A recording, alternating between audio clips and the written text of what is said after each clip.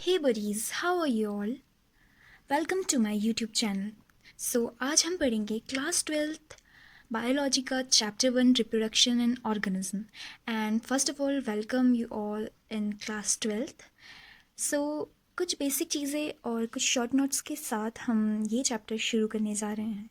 तो इस चैप्टर की जैसे आपको जो हेडिंग है वो ही बता रही है कि reproduction and organism. So guys, reproduction क्या होता है? It is a biological process in which an organism give rise to young ones similar to them.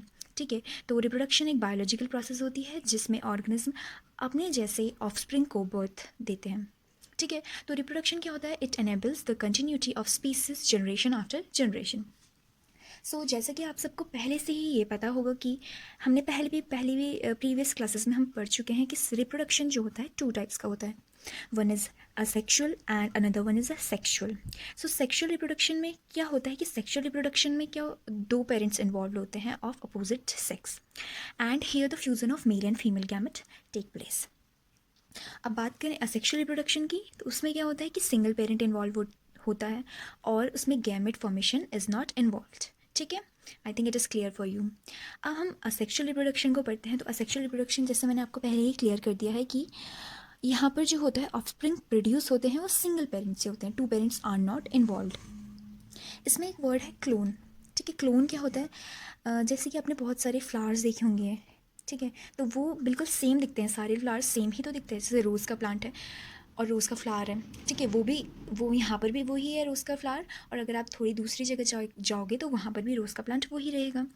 तो जो ये होते हैं असेक्सुअल रिप्रोडक्शन में जो ऑर्गेनिज्म होते हैं, they are clone, that is they are morphologically and genetically similar to their parents. Okay, so जो असेक्सुअल रिप्रोडक्शन होता है उस वैसे असेक्सुअल रिप्रोडक्शन में वो असेक्सुअल रिप्रोडक्शन हर सिंगल सेल्ड ऑर्गेनिज्म में होता है. मतलब जैसे कोई भी प्लांट और एनिमल्स हो गए और ऐसे ऑर्गेनिज्म जिनकी बहुत सिंपल ऑर्गेनाइजेशन होती है उनमें असेक्सुअल रिप्रोडक्शन होता है. ओके, अब हम बात करेंगे कि असेक्सुअल रिप्रोडक्शन में भी ऑर्गेनिज्म किस टाइप से फॉर्म होते हैं. यहाँ पे सबसे पहले आ जाते हैं हम प्रोटिस्टा एंड मोनेरा. तो प्रोटिस्टा एंड मोनेरा में असेक्सुअल रिप्रोडक्शन होता है. वो कैसे होता है? By cell division. Okay, this was by cell division and इसमें माइटोसिस से वो बार बार रेप्लिकेट होते डिवाइड होते जाते हैं, तो उसमें सेल डिवाइड होता जाता है. नेक्स्ट है यहाँ पे amoeba and paramecium. Amoeba and paramecium में होता है बाइनरी फ्यूज़न. तो बाइनरी फ्यूज़न में क्या होता है कि वो डिवाइड होते हैं, 2 में डिवाइड होंगे. फिर आगे जैसे कि आपके एनसीईआरटी में दे रखा है, देखिए जैसे ये दिस इज़ अमीबा एंड फिर देन इसमें क्या हो रहा है? बाइनरी फ्यूज़न हो रहा है. जो न्यूक्लियस है ये डिवाइड हो गया है यहाँ पे 2 पार्ट्स में, फिर देन आगे सेपरेट होकर 2 डॉटर सेल्स इन्होंने फॉर्म करती है. तो this is the binary fusion में क्या होता है कि सेल जो डिवाइड होता है वो 2 हाफ्स में डिवाइड हो जाता है. वैसे ये एनसीईआरटी में मेंशन नहीं है, फिर भी मैं आपको बता रही हूँ कि बाइनरी फ्यूज़न के भी टाइप्स होते हैं, जैसे ट्रांसवर्स फ्यूज़न, लॉन्गिट्यूडनल और ऑब्लिक बाइनरी फ्यूज़न. तो ट्रांसवर्स तो आपसे नेम से ही पता चल रहा है कि ट्रांसवर्सली उसे कट किया जाएगा. जैसे प्लेनेरिया हो गया और पैरामीशियम, इनमें ट्रांसवर्सली कट किया जाता है, ऐसे ट्रांसवर्सली कट किया जाता है. फिर देन हम आते हैं लॉन्गिट्यूडनल बाइनरी फ्यूज़न में. तो जैसे इक्विलेना का स्ट्रक्चर आप देखेंगे तो उसमें ऐसे करके डिवाइड होते हैं. दिस इज ट्रांसवर्सली, ऐसे ऐसे करके ट्रांसवर्सली हम उसको डिवाइड करते हैं. देन ऑब्लिक जो होता है सेराटियम में, ऑब्लिक बाइनरी फ्यूज़न होता है. इसमें क्या होता है कि रैंडमली किसी भी पॉइंट से डिवाइड हो जाता है जो हमारा ऑर्गेनिज्म है, that is a Ceratium. Next Plasmodium में क्या होता है? प्लाज्मोडियम में होता है मल्टीपल फ्यूज़न. आप इसके बारे में ह्यूमन हेल्थ एंड डिजीज वाले चैप्टर में और ज़्यादा डीपली पढ़ेंगे. तो इसमें क्या होता है कि जो न्यूक्लियस होता है फिर वो माइटोसिस होती है इसमें, फिर 2 में, फिर 4 में, फिर 8 में, ऐसे करके फिर आगे स्पोरोजाइट मिडोजाइट ऐसे करके फॉर्म करते हैं. नेक्स्ट हम चलते हैं ईस्ट और हाइड्रा. ईस्ट और हाइड्रा में क्या होता है? बर्डिंग होता है. ठीक है, जो एनसीईआरटी में भी इसके अच्छे से इमेज दे रखी है कि ईस्ट और हाइड्रा में कैसे होता है. जो जैसे ये देखिए यहाँ पर ये ईस्ट है, दिस इज ईस्ट. तो ईस्ट में क्या हो रहा है? This is the parental cell है.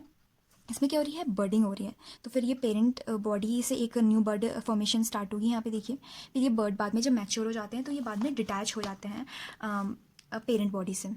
जैसा कि यहाँ पे मैंने एक हाइड्रा का एग्जांपल भी दे रखा है कि यहाँ पर एक बर्ड की फॉर्मेशन हो रही है. दिस इज अ बर्ड, यहाँ पे बर्ड फॉर्म होगा.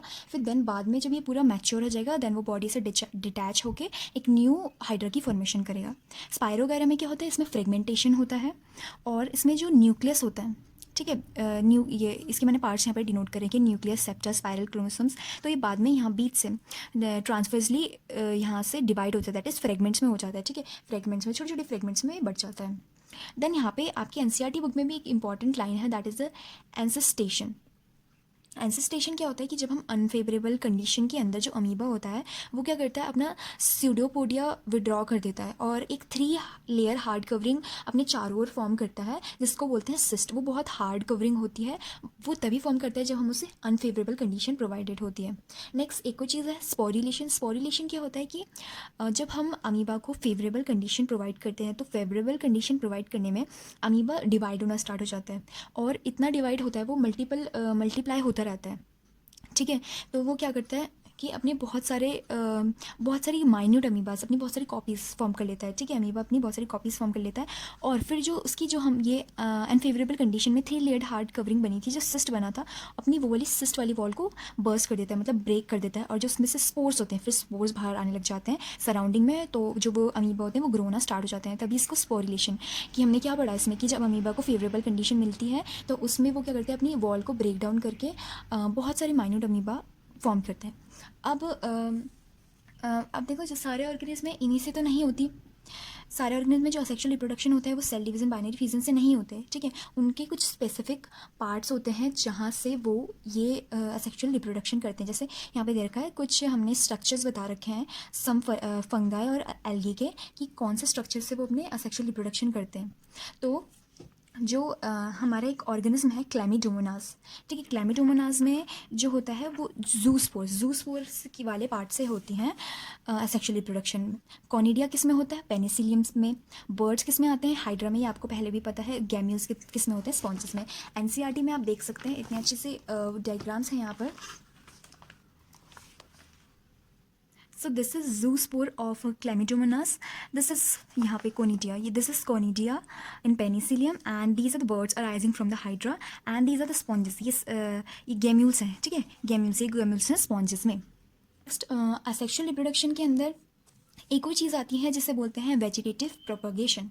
तो वेजिटेटिव प्रोपगेशन क्या होता है, it is a production of offspring from vegetative propagules and plants. ठीक है, वेजिटेटिव प्रोपिग्यूल से, वेजिटेटिव पार्ट से। जैसे फॉर एग्जांपल अगर आपको रोज़ का प्लांट लगाना है, तो ऐसा तो नहीं है कि रोज़ लगाने के लिए कोई बीज होता है।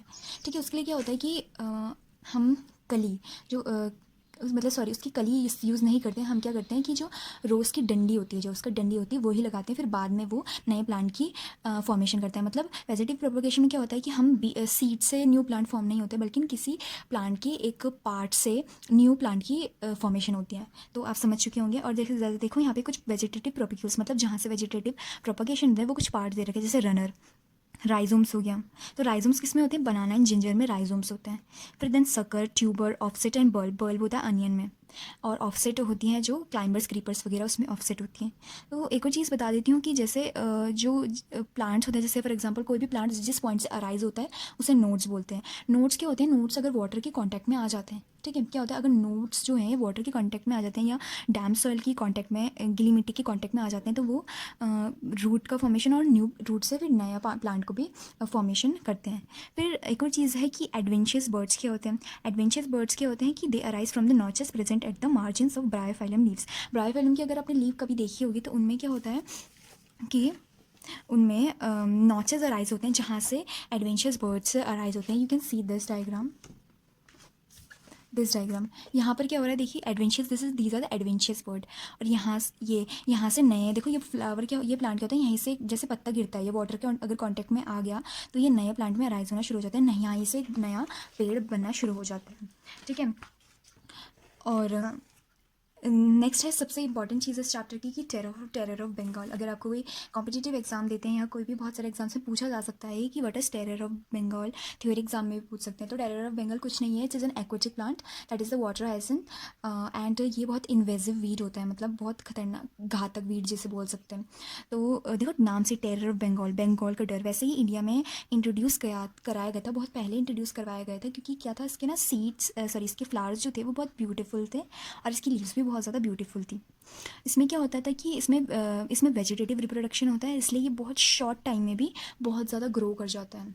मतलब बहुत जल्दी जल्दी इसके बढ़ता रहता है वेजिटेटिव प्रोपगेशन, क्योंकि असेक्सुअल रिप्रोडक्शन है बहुत जल्दी जल्दी राइज देगा, बहुत शॉर्ट पीरियड में इतना फैल जाता है कि हम इतना अनुमान भी नहीं लगा सकते कितनी जल्दी ये फैल जाता है। और इसकी सबसे गंदी चीज़ ये होती है कि क्या करते हैं कि इसके आसपास अगर कोई भी फिश आए, ठीक है, ये क्या करेगा, वहाँ का ना सारा ऑक्सीजन ड्रेन कर लेता है। तो अगर इसके आसपास कोई भी फिश जाएगी तो वहाँ उसके लिए सर्वाइवल बहुत डिफिकल्ट हो जाएगा, क्योंकि सारा ऑक्सीजन तो ऑलरेडी ड्रेन कर चुका है, ठीक है, सारा ऑक्सीजन तो पहले से ही इसने एब्जॉर्व कर लिया है। तो ये बहुत घातक है और it causes death of the fish. So thank you so much, हमारा आज का लेक्चर खत्म होता है एंड नेक्स्ट वीडियो में हम सेक्शुअल रिप्रोडक्शन पढ़ेंगे। Okay, thank you so much.